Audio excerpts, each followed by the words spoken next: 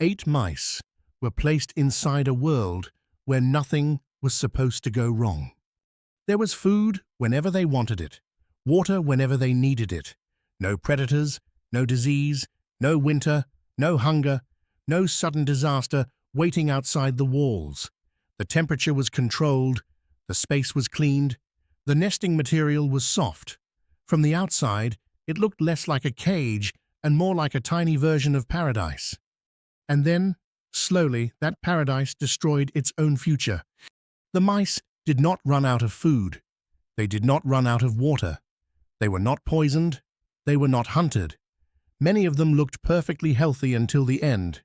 But years after the first 8 animals entered the enclosure, the colony was gone. The strange part is not that they died. Every animal dies.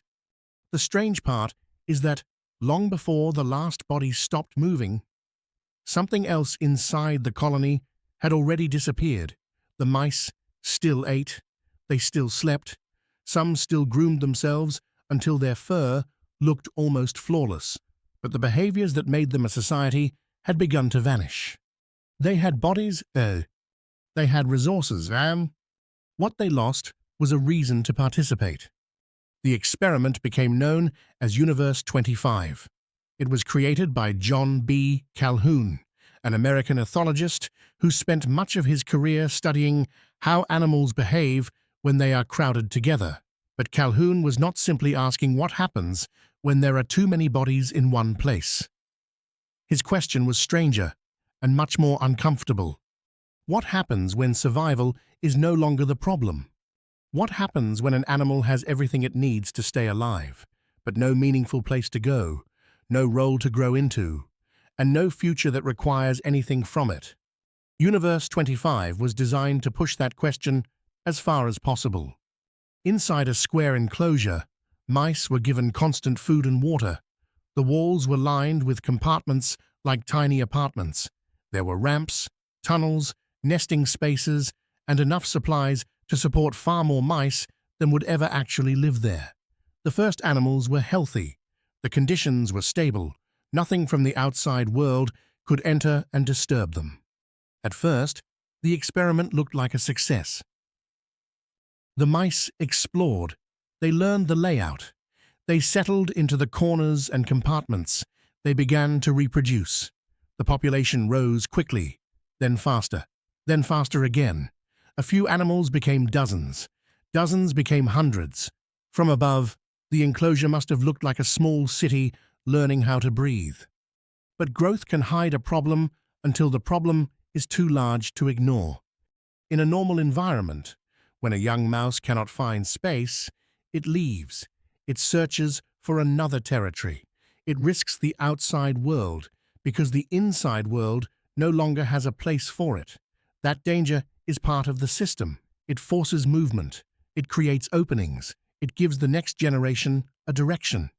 Inside Universe 25, there was no outside. No forest edge, no new field, no dark gap in the wall where a young animal could disappear and become something else. The mice could move around, but they could not truly leave. Every path led back into the same closed world. And slowly, the colony began to fill with animals that had nowhere to belong. Some of the young males drifted into the center of the enclosure. They were not dominant enough to claim territory. They were not needed by the nesting females.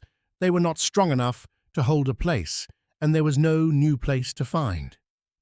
So they gathered in loose groups, doing almost nothing. They were not starving. They were not sick. They were not trapped under a rock or hiding from an owl. They were simply unnecessary. That may be the most disturbing word in the whole experiment. Unnecessary, duh. When these males were attacked, some did not respond in the normal way.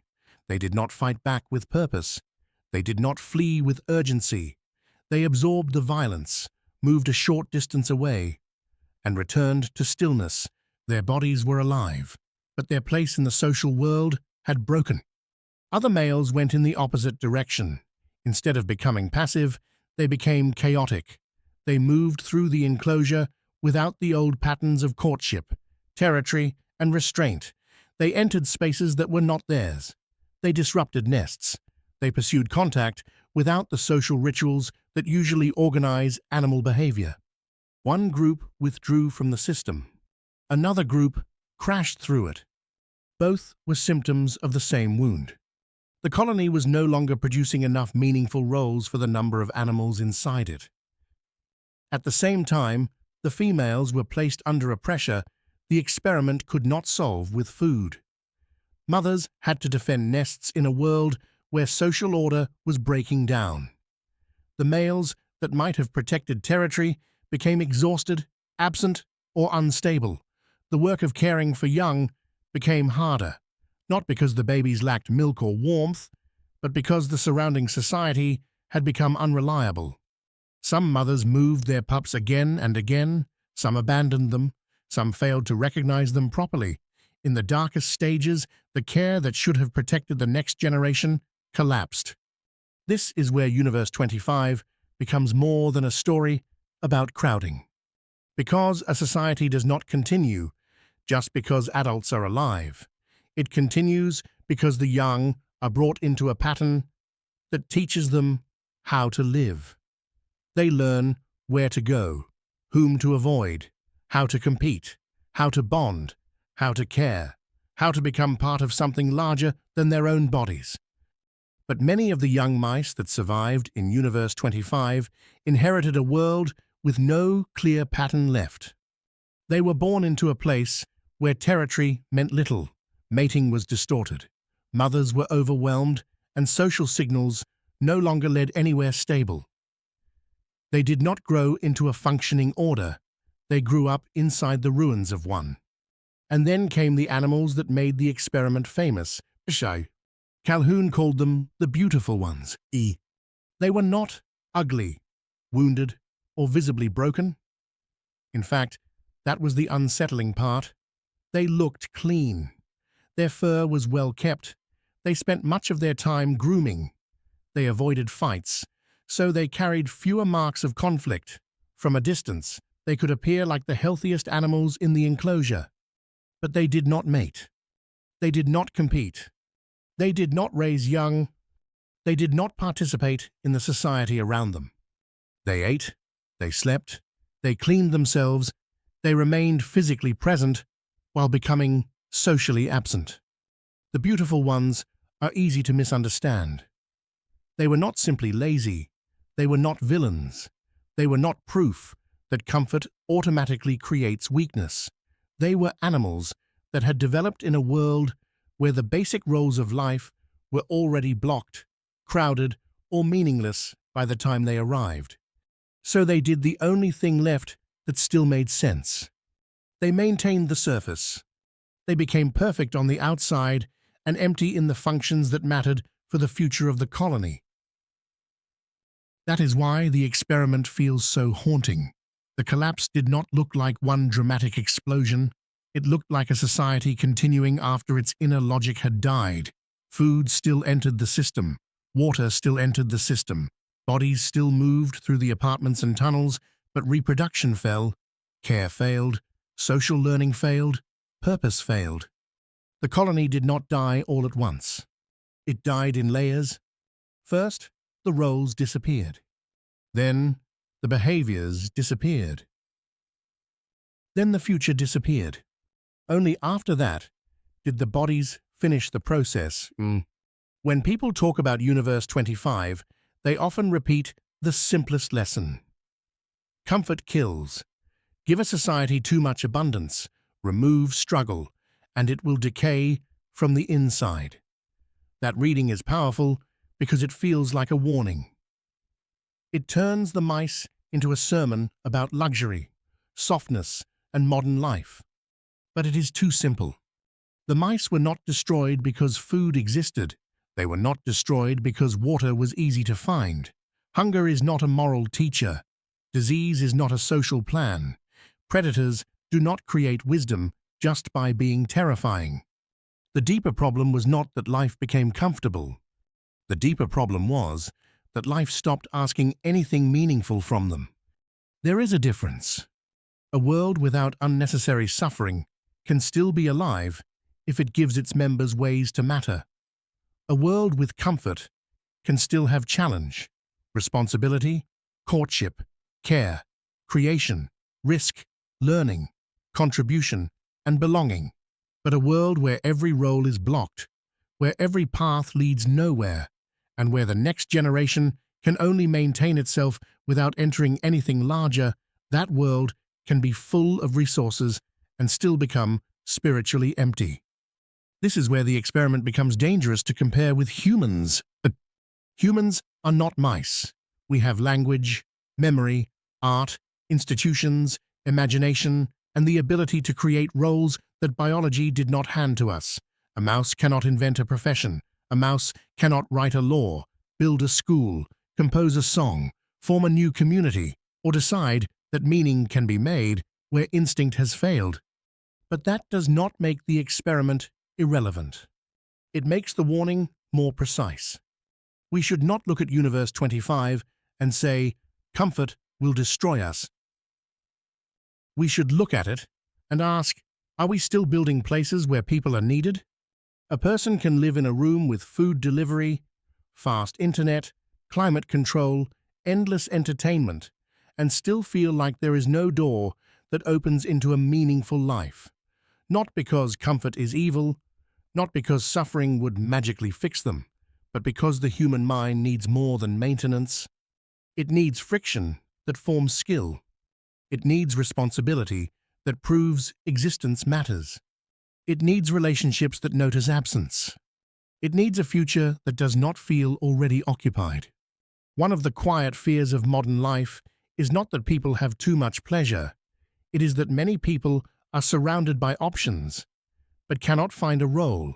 They can consume endlessly, improve their appearance, optimize their routines, and polish the surface of the self, while still feeling that no one is waiting for what they alone can give. That is the human version of the beautiful ones. Not identical, not inevitable, but recognizable. A life can become very clean and very small at the same time. The answer is not to romanticize hardship. The past was not better because it was more painful. Hunger did not make people noble. Disease did not make families stronger. Violence did not make communities wise. A society should try to reduce useless suffering wherever it can. But if we remove hardship and replace it with nothing, we have not built paradise. We have only built a softer cage. The real task is harder. We have to remove needless suffering while still creating meaningful difficulty. We have to build systems where people can become useful without first being crushed. We have to make room for young people to inherit more than debt, noise, competition, and screens. We have to create communities where care is supported, not exhausted. We have to make work that feels connected to life, not just survival. Most of all, we have to keep opening new doors. That may be the part of Calhoun's work people forget. He was not simply predicting doom. He continued searching for ways a crowded world might avoid collapse. He believed the answer was not to return to brutality, but to expand into new kinds of meaning, new ideas, new structures, new roles, new forms of contribution.